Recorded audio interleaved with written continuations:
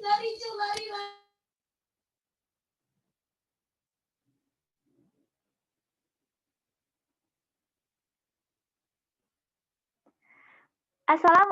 warahmatullahi wabarakatuh.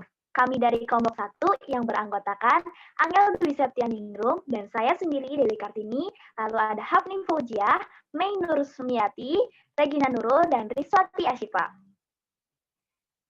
Di sini kami akan menjelaskan tentang yang pertama yaitu mendefinisikan konsep dasar ekonomi, yang kedua menentukan tindakan alternatif dalam kehidupan sehari-hari, yang ketiga menerapkan tindakan ekonomi dalam kehidupan sehari-hari, yang keempat mengidentifikasi dan menjelaskan bentuk BU, lalu yang kelima menjelaskan laju informasi dalam perubahan sosial, dan yang keenam menjelaskan peran masyarakat dalam menyikapi laju informasi, dan yang terakhir menjelaskan peran masyarakat dalam menyikapi perubahan sosial. Nah, lanjut, kita akan membahas tentang konsep dasar ekonomi. Nah, sebelum itu kita bahas tentang pengertiannya. Nah, secara etimologi, kata ekonomi berasal dari bahasa Yunani, yaitu oikonomia yang terbentuk dari kata oikos yang berarti rumah tangga dan nemein yang artinya mengelola. Secara sederhana bisa dikatakan bahwa ekonomi adalah kegiatan mengelola rumah tangga. Ada pengertian secara terminologi. Nah, pengertian ekonomi menurut Amwal, ekonomi adalah suatu cabang ilmu yang mempelajari tentang cara menentukan keputusan yang efisien dalam penggunaan sumber daya yang tersedia, sehingga kebutuhan dan tujuan dari negara, masyarakat maupun individu tercapai. Lalu ada pengertian ekonomi menurut Aristoteles. Aristoteles menyatakan bahwa ekonomi merupakan suatu cabang ilmu yang bisa digunakan dengan dua jalan, yaitu dapat dipakai dan dapat ditukar. Kata lain, ekonomi mempunyai nilai tukar dan nilai guna. Nah, dari kata ekonomi, pernah gak sih kalian itu berpikir, kenapa sih kita harus belajar ilmu ekonomi? Ini teman-teman, ilmu ekonomi itu berangkat dari suatu masalah. Nah, masalahnya apa? Yaitu adanya kelangkaan atau dalam bahasa Inggris yaitu scarcity. Nah, kelangkaan itu terjadi karena manusia itu memiliki kebutuhan yang tak terbatas seperti kebutuhan makan, minum, keinginan untuk membeli mobil dan sebagainya, banyak sekali kebutuhan. Nah, tapi alat pemuasnya itu terbatas. Nah, itulah yang bisa mengakibatkan kelangkaan. Nah, lalu kita tuh harus memilih. Jadi kita harus memilih kebutuhan mana yang didahulukan. Nah, karena itu ekonomi itu bisa disebut dengan ilmu memilih. Lalu ada biaya peluang. Nah, selanjutnya kita akan bahas tentang kelangkaan, scarcity. Di next.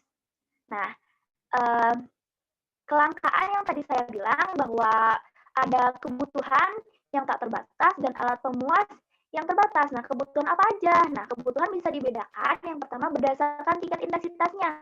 Ada kebutuhan primer, yaitu kebutuhan yang emang harus dipenuhi. Nah, misalnya sandang, pangan, papan, makan, minum, tempat tinggal, pakaian. Nah, lalu ada kebutuhan sekunder. Kebutuhan sekunder itu adalah kebutuhan yang dipenuhi setelah kebutuhan primer, misalnya beli perabotan rumah, yang kayak gitu. Lalu ada kebutuhan tersier. Kebutuhan tersier itu contohnya kayak yang mewah kayak gitu, misalnya beli mobil dan kayak gitu. Nah, lalu ada kebutuhan berdasarkan waktu pemenuhannya, yaitu kebutuhan sekarang nih, misalnya kita tuh sedang sakit, nah kita butuh obat, nah itu adalah kebutuhan sekarang. Lalu ada kebutuhan masa depan. Kebutuhan masa depan contohnya menabung untuk masa depan. Nah, lalu ada berdasarkan sifat pemenuhannya, ada kebutuhan jasmani dan juga kebutuhan rohani. Nah, contohnya kebutuhan rohani misalnya kebutuhan ibadah. Nah, lalu ada kebutuhan yang terakhir yaitu berdasarkan subjek, yaitu kebutuhan individu dan kebutuhan bersama. Nah, lalu tadi alat pemuasnya itu terbatas. Nah, ada beberapa jenis alat itu. Yang pertama ada berdasarkan cara memperoleh. Nah, ada ekonomi dan non-ekonomi. Lalu berdasarkan kepentingannya ada barang inferior yaitu barang yang pemakannya disesuaikan dengan pendapatan. Lalu yang kedua, barang esensial adalah barang yang sangat diperlukan untuk memenuhi kebutuhan dan tidak dipengaruhi oleh tingkat pendapatan. Lalu ada barang normal, adalah barang yang permintaannya bertambah saat pendapatan meningkat. Lalu ada barang mewah, adalah barang yang harganya mahal dan dapat meningkat status. Tentu saja ada barang berdasarkan cara penggunaannya, ada barang pribadi dan barang publik. Pribadi untuk diri sendiri, ada barang publik untuk bersama. Lalu ada berdasarkan hubungan pemakaian, ada barang substitusi dan barang komplementer. Maksudnya barang substitusi adalah barang yang dapat menggantikan barang lain. Lalu kalau barang komplementer adalah barang yang kegunaannya akan bertambah jika digunakan bersama orang lain. Nah, lalu ada berdasarkan proses pengolahannya, barang itu ada barang mentah, barang setengah jadi, dan barang jadi. Seperti yang kalian udah tahu, misalnya barang mentah itu kita tuh mau bikin pari nih, barang mentahnya itu pohonnya. Nah, kalau barang setengah jadi adalah pohon yang udah dipotong-potong. Nah, lalu ada barang jadi, barang jadinya lemarinya, nah, kayak gitu, yang siap dipakai. Lalu berdasarkan bentuk dan sifatnya dibedakan menjadi dua, yaitu barang tetap adalah barang yang bersifat tetap dan tahan lama. Lalu ada barang yang bergerak adalah barang yang bersifat tidak tetap. Next.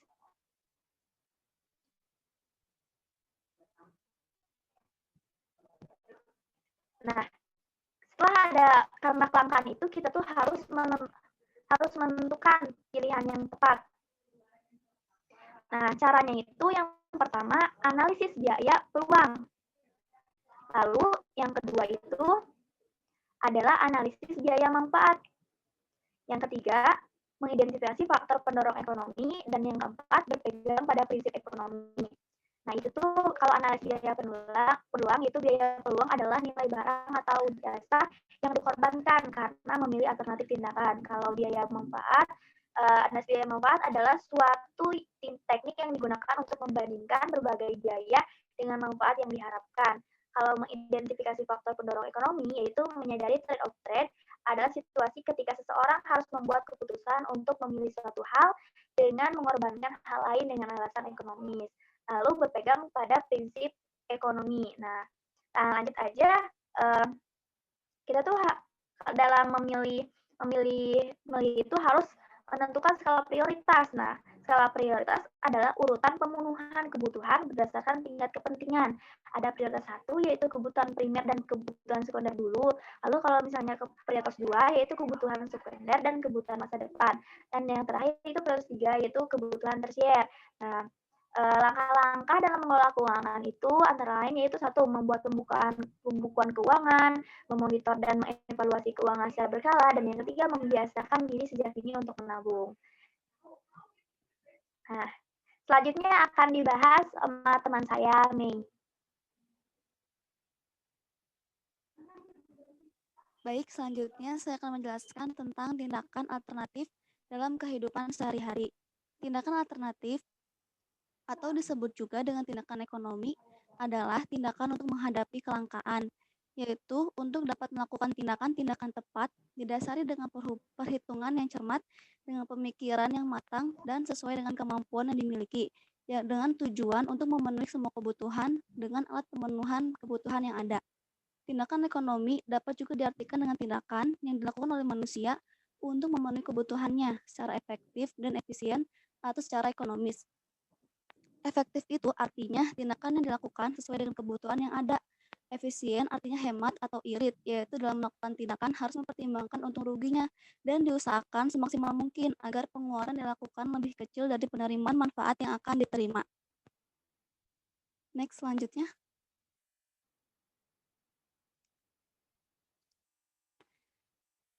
Lalu ada contoh tindakan ekonomi atau tindakan alternatif. Tindakan yang pertama itu tindakan efektif. Satu itu memproduksi barang dengan permintaan pasar. Yang kedua, memproduksi barang dengan harga yang terjangkau pembeli. Yang ketiga, menggunakan bahan baku yang sesuai untuk memproduksi barang. Keempat, ada menempatkan karyawan sesuai dengan keahliannya. Dan kelima, memilih media iklan sesuai dengan daerah pemasaran. Lalu, ada tindakan tidak efektif. Yang pertama itu memproduksi barang yang disukai oleh pemilik perusahaan.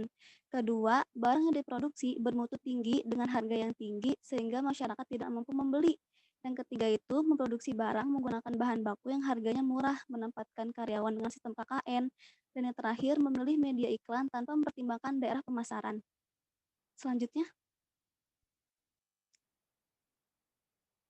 lalu ada tindakan efisien. Yang pertama itu memproduksi barang dan jasa dengan bahan baku yang murah dan tenaga kerja yang murah serta dengan menggunakan peralatan dan teknologi yang murah. Yang kedua itu mematikan listrik pada siang hari jika tidak diperlukan. Yang ketiga, membeli barang dengan jasa dalam jumlah yang besar agar dapat memperoleh potongan harga. Yang keempat itu membeli barang dan jasa dengan membandingkan harga antara penjual satu dengan yang lainnya agar dapat mendapatkan harga barang yang paling murah. Yang terakhir itu ada memproduksi barang dengan jumlah banyak agar diperoleh barang dengan biaya produksi per unit lebih murah. Lalu ada tindakan tidak efisien. Yang pertama itu membeli barang dan jasa tanpa menawar. Yang kedua, memproduksi barang dan jasa secara tradisional. Yang ketiga, memproduksi barang dalam jumlah kecil dan dengan peralatan yang sederhana. Dan yang terakhir itu, menyalakan listrik siang hari walau tidak diperlukan. Baik, selanjutnya akan dijelaskan oleh teman saya. Yang ketiga, tindakan ekonomi dalam kehidupan sehari-hari. Tindakan ekonomi juga dapat dikatakan sebagai suatu kegiatan yang dilakukan dengan mempertimbangkan antara pengorbanan yang dilakukan dengan hasil yang diperoleh. Adapun beberapa contoh penerapan tindakan ekonomi dalam kehidupan sehari-hari. Yang pertama, tindakan ekonomi perorangan. Jadi ketika seseorang pulang setelah menghadiri rapat, kemudian di jalan merasa lapar dan berhenti di restoran untuk makan terlebih dahulu. Tindakan ini merupakan tindakan ekonomi sehari-hari yang dilakukan oleh perorangan. Contoh lain juga ketika seorang pelajar membutuhkan sepatu, maka ia berusaha untuk memilikinya, entah itu dengan cara meminta uang kepada orang tua ataupun menyisihkan sebagian uang sakunya sampai terkumpul. Setelah itu, uang tersebut dibelikan sepatu dan dipakainya untuk ke sekolah setiap hari atau untuk pergi bermain. Yang kedua, ada tindakan ekonomi sehari-hari di dalam keluarga.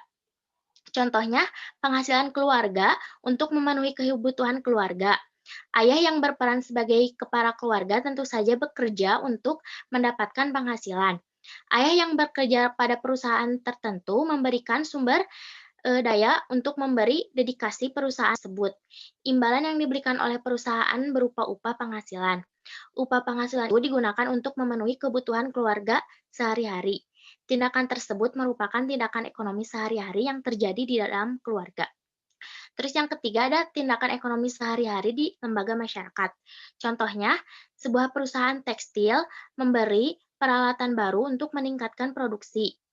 Ketika pemilik perusahaan membeli alat baru, terjadi tindakan ekonomi. Ketika mendapatkan uang bulanan dalam lembaga masyarakat, karena untuk memenuhi kebutuhan masyarakat atas bahan tekstil. Selain itu, tindakan ekonomi masyarakat juga terjadi di dalam perusahaan ketika perusahaan tersebut mempekerjakan karyawan dan memberikan upah setiap bulannya. Yang keempat, ada tindakan ekonomi sehari-hari di lembaga pemerintahan. Contohnya, pembagian beras miskin.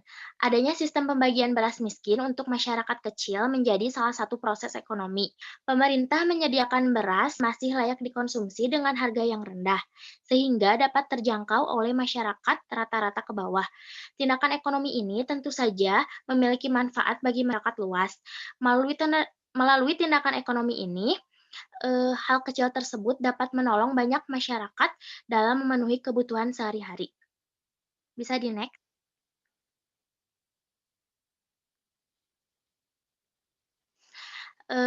Yang terakhir ada tindakan ekonomi sehari-hari antar negara. Contohnya, kerjasama ASEAN. Kerjasama ini merupakan kerjasama ekonomi yang mampu memajukan negara-negara anggotanya. Kerjasama yang dijalankan yaitu mendirikan pabrik Abu Soda di Thailand, pabrik urea di Indonesia, dan pabrik diesel di Singapura. Pabrik yang dibentuk oleh ASEAN ini mendatangkan keuntungan besar bagi negara. Dari keuntungan tersebut, negara juga bisa memperbaiki perekonomian, seperti memenuhi kebutuhan masyarakat, membuka lapangan kerja, dan menjamin dengan negara lain berupa bisnis. Contoh lain juga, pinjaman kredit ke negara anggota. Program kerja ASEAN juga memberikan pinjaman kredit kepada negara anggota-anggota ASEAN yang membutuhkan tambahan ekonomi negara. Melalui pinjaman tersebut, negara bisa menggunakannya untuk modal usaha agar mampu meningkatkan keuntungan ekonomi negara.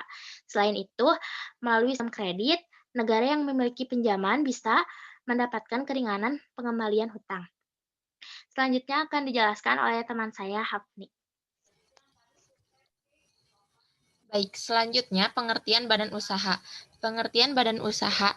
Badan usaha adalah kesatuan yuridis atau hukum, teknis, dan ekonomis yang bertujuan mencari laba atau keuntungan dalam Undang-Undang Dasar 1945 Pasal 33 menyebutkan akan pembagian bentuk badan usaha. Badan usaha yang dikenal di Indonesia ada badan usaha milik negara atau BUMN, badan usaha milik daerah atau BUMD, koperasi, dan badan usaha milik swasta atau BUMS.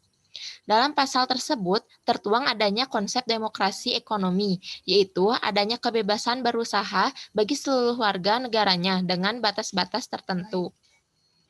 Batas-batas dalam menjalankan bisnis meliputi dua macam jenis usaha. Yang pertama yaitu badan usaha milik negara atau BUMN, badan usaha yang sebagian atau seluruh kepemilikannya dimiliki oleh negara Republik Indonesia. Badan usaha memiliki negara terdiri dari 3 jenis, yaitu perusahaan perseorangan, perusahaan jawatan, dan perusahaan umum. Persero adalah BUMN yang terbentuk perseorangan terbatas, perseroan terbatas atau PT yang modal atau sahamnya paling sedikit 51% dimiliki oleh pemerintah, yang tujuannya mengejar keuntungan.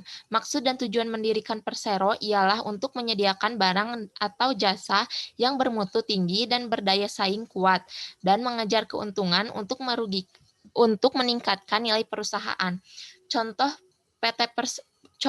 Persero adalah PT, PP atau Pembangunan Perumahan, PT Bank BNI Tbk, PT Kimia Farma Tbk, dan PT Tambang Timah Tbk.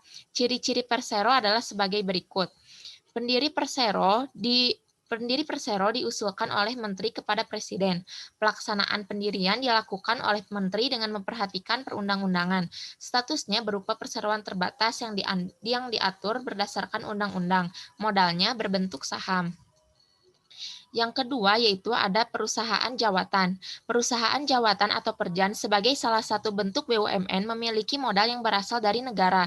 Besarnya modal perusahaan jawatan ditetapkan melalui APBN. Ciri-ciri perjan yaitu memberikan pelayanan kepada masyarakat, merupakan bagian dari suatu departemen pemerintah, dipimpin oleh seorang kepala yang bertanggung jawab langsung kepada menteri atau dirjen departemen yang bersangkutan, dan status karyawannya adalah pegawai negeri. Yang ketiga yaitu ada perusahaan umum atau perum. Perusahaan umum atau perum ini adalah perusahaan badan pemerintah yang mengelola sarana umum. Contoh dari perum yaitu Perum Pegadaian, Perum Jasa Tirta, Perum Damri, dan Perum Antara. Yang selanjutnya yaitu ada badan usaha milik daerah atau BUMD. Ciri-ciri BUMD adalah pemerintah memegang hak atas segala kekayaan dan usaha atau pemegang saham. Pengawas dilakukan alat pelengkap negara yang berwenang, melayani kepentingan umum selain mencari keuntungan, sebagai stabilisator perekonomian dalam rangka menyejahterakan rakyat. Sebagai sumber pemasukan negara, seluruh atau sebagian besar modalnya adalah milik negara. Adapun tujuan dari BUMD ini, yaitu memberikan sumbangsih pada perekonomian nasional dan penerima kas negara, mengejar dan mencari keuntungan, pemenuhan hajat hidup orang banyak, perintis kegiatan-kegiatan usaha, dan memberikan bantuan dan perlindungan pada usaha kecil dan lemah. Selanjutnya ada koperasi. Koperasi adalah jenis badan usaha yang beranggotakan orang-orang atau badan hukum. Menurut Undang-Undang Nomor 25 Tahun 1992 Pasal 4 dijelaskan bahwa fungsi dan peran koperasi adalah sebagai berikut. Yang pertama yaitu membangun dan mengembangkan potensi dan kemampuan anggota pada khususnya dan masyarakat pada umumnya untuk meningkatkan kesejahteraan ekonomi dan sosialnya. Yang kedua, berperan serta secara aktif dalam upaya mempertinggi kualitas kehidupan manusia dan masyarakat. Yang ketiga, memperkokoh perekonomian rakyat sebagai dasar kekuatan dan ketahanan perekonomian nasional dengan koperasi sebagai soko gurunya. Yang keempat, berusaha untuk mewujudkan dan mengembangkan perekonomian nasional yang merupakan usaha bersama berdasarkan atas asas kekeluargaan dan demokrasi ekonomi. Adapun perangkat organisasi koperasi, yaitu rapat anggota adalah wadah aspirasi anggota dan pemegang kekuasaan tertinggi dalam koperasi. Rapat anggota adalah pemegang kekuasaan tertinggi. Yang kedua adalah pengurus, adalah badan yang dibentuk oleh rapat anggota disertai dan diserahi mandat untuk melaksanakan kepemimpinan koperasi baik di bidang organisasi maupun usaha. Yang ketiga yaitu pengawas, adalah suatu badan yang dibentuk untuk melaksanakan pengawasan terhadap kinerja pengurus. Anggota pengawas dipilih oleh anggota koperasi di rapat anggota. Dan ada badan usaha milik swasta atau BUMS. Badan usaha milik swasta adalah badan usaha yang pemilik sepenuhnya di tangan individu atau swasta. Bentuk badan usaha swasta dapat dibagi dalam beberapa macam, yaitu perusahaan perseorangan, persekutuan, dan perseroan terbatas. Perusahaan perseorangan yaitu perusahaan merupakan badan usaha yang kepemilikan dan pengelolaannya ditangani oleh satu orang. Dalam sisi pengelolaannya, pengusaha memperoleh semua keuntungan perusahaan, namun juga menanggung semua resiko yang timbul dalam kegiatan perusahaan. Dan yang kedua ada persekutuan. Persekutuan adalah perusahaan yang memiliki dua pemodal atau lebih. Pembentukan persekutuan bisa berdasarkan kontrak tertulis atau kesepakatan yang legal. Persekutuan ini terdiri dari firma dan persekutuan komanditer atau CV. Yang ketiga yaitu perseroan terbatas. Perseroan terbatas atau PT adalah badan hukum yang didirikan berdasarkan perjanjian untuk menjalankan usaha yang modalnya terdiri dari saham-saham yang pemiliknya memiliki bagian sebanyak saham yang dimilikinya. Kekayaan perusahaan terpisah dari kekayaan pribadi pemilik perusahaan, sehingga memiliki harta kekayaannya sendiri. Pemilik saham akan memperoleh bagian keuntungan yang disebut dengan dividen. Selain berasal dari saham, modal PT dapat pula berasal dari obligasi. Keuntungan yang diperoleh para pemilik obligasi adalah mereka mendapatkan bunga tetap tanpa menghiraukan untung atau ruginya perseroan terbatas tersebut. Materi selanjutnya akan disampaikan oleh teman saya. Dipersilakan kepada teman saya. Laju informasi dalam perubahan sosial, laju informasi atau sistem informasi atau perkembangan informasi. Secara garis besar ada 4 periode atau era perkembangan sistem informasi yang dimulai dari pertama kali diketemukannya komputer hingga saat ini. Keempat era tersebut terjadi tidak karena dipicu oleh perkembangan teknologi komputer yang semakin pesat, namun didukung pula oleh teori-teori baru mengenai manajemen perusahaan modern. Ahli-ahli manajemen dan organisasi seperti Peter Drucker, Michael Hammer, Porter sangat mewarnai pandangan manajemen terhadap teknologi informasi di era modern. Perkembangan teknologi informasi sekarang ini membawa sebuah perubahan di dalam masyarakat. Titik kelahiran media sosial saat ini menjadi pola perilaku masyarakat umumnya mengalami pergeseran baik budaya, etika, dan norma yang ada saat ini. Media sosial merupakan sebuah media online dengan para penggunanya bisa dengan mudah berpartisipasi, maupun menciptakan isi blog di jaring sosial maupun forum. Pendapat lain mengatakan bahwa media sosial adalah media online yang mendukung interaksi sosial dan juga media sosial merupakan teknologi berbasis web yang mengubah komunikasi menjadi dialog yang interaktif. Next.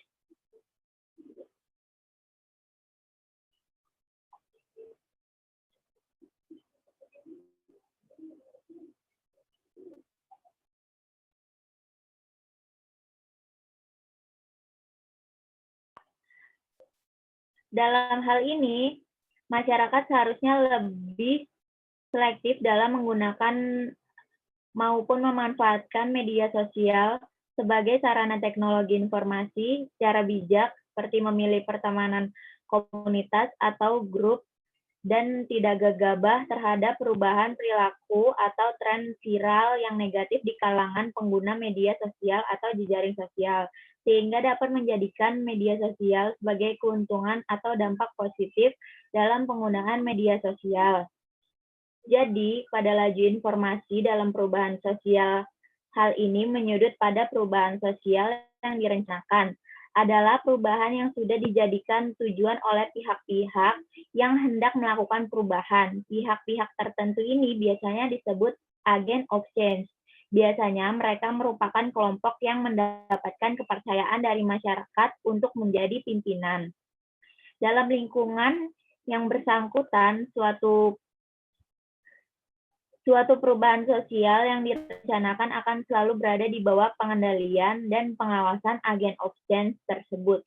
Dan juga perubahan sosial yang berpengaruh besar adalah perubahan sosial yang mengakibatkan terjadinya perubahan pada struktur kemasyarakatan, sistem mata pencarian, hubungan kerja, dan lapisan masyarakat atau stratifikasi masyarakat. Contohnya perubahan sistem pemerintah dan suatu negara. Berikutnya akan dibacakan oleh teman saya. Selanjutnya, ada peran masyarakat dalam menyikapi laju informasi. Peran masyarakat dalam menyikapi laju informasi yang kian bebas dan tidak terbatas di masa sekarang itu sebagai berikut. Yang pertama ada stop menyebarkan hoax. Hoax seperti yang kita tahu adalah informasi palsu, berita bohong, atau fakta yang dipelintir atau direkayasa untuk tujuan lelucon hingga serius. Di masa ini, di mana informasi dapat diakses oleh siapa saja dan di mana saja, membuat hoax pun mudah menyebar di sekitar kita, yang membuat masyarakat mudah terprovokasi dan percaya pada berita-berita atau informasi yang belum terbukti kebenarannya. Yang tidak dapat dipungkiri juga dapat menimbulkan kebencian terhadap suatu golongan dan bahkan dapat menimbulkan perpecahan dalam suatu kelompok. Maka dari itu, sebagai masyarakat yang bijak, jika kita menerima berita yang belum dibuktikan kebenarannya, maka hentikan pesan tersebut di kita. Jangan sampai disebarluaskan kembali ke orang lain. Dengan begitu, tidak akan terlalu banyak orang yang membaca dan percaya pada berita tersebut. Yang kedua, ada menggunakan media sosial dengan bijak. Menggunakan media sosial dengan bijak tidak dapat dipungkiri jika media sosial sudah menjadi sebagian dari gaya hidup masyarakat saat ini. Hampir semua masyarakat di dunia menggunakan media sosial untuk mengirimkan video, foto, mengikuti cerita yang dibagikan oleh artis atau seseorang yang penting, mengomentari, menyukai, atau membagikan sebuah informasi. Maka dari itu, jadilah pengguna media sosial yang bijak dalam menerima, mengomentari, dan membagikan informasi di media sosial. Karena hoax, ujaran kebencian, dan cyberbullying akan mudah diakses dan menyebar di media sosial. Jadi, gunakanlah media sosial dengan bijak dengan mengomentari sesuatu dengan bahasa yang baik. Jika ingin mengkritisi sesuatu, sampaikan juga informasi yang mendukung pemikiran kita. Jangan sampai hanya mengkritisi tapi tidak membangun atau hanya sekedar ingin menjatuhkan orang yang dikritisi. Karena saat ini bermedia sosial sudah diatur oleh Undang-Undang IT, di mana akan ada sanksi pidana jika ada pihak yang merasa dirugikan dengan aktivitas di media sosial, baik itu berkomentar, mempost gambar, video, dan lain sebagainya. Yang ketiga, ada menyaring informasi yang diterima. Dengan kemudahan mengakses informasi, tentu kita harus bijak dalam menerima informasi. Jangan sampai informasi yang kita terima itu merugikan salah satu pihak. Jika kita menerima suatu informasi kita dapat terlebih dahulu mencari informasi lain yang berkaitan dengan informasi yang kita dapatkan. Juga mencari bukti-bukti konkret untuk membuktikan kebenaran informasi tersebut. Seperti pendapat dari pihak yang bersangkutan, pendapat para ahli, bukti foto, ataupun kajian ilmiah tentang informasi tersebut. Yang keempat, menggunakan internet untuk hal yang positif. Kita bukan hanya dapat mengakses informasi dari internet, tapi juga dapat memuat informasi melalui internet. Informasi seperti memasarkan produk, hasil penelitian, ataupun informasi ringan yang dapat menambah pengetahuan pembacanya. Kita dapat memuat informasi yang positif agar masyarakat atau pembaca dapat lebih melek tentang hal yang terjadi di sekitar. Tapi tentu perlu ditekankan kembali untuk mencari tahu bukti konkret tentang info tersebut. Yang terakhir, ada mengakses konten-konten yang mendidik. Kita mendapat kebebasan untuk mengakses apa saja melalui internet.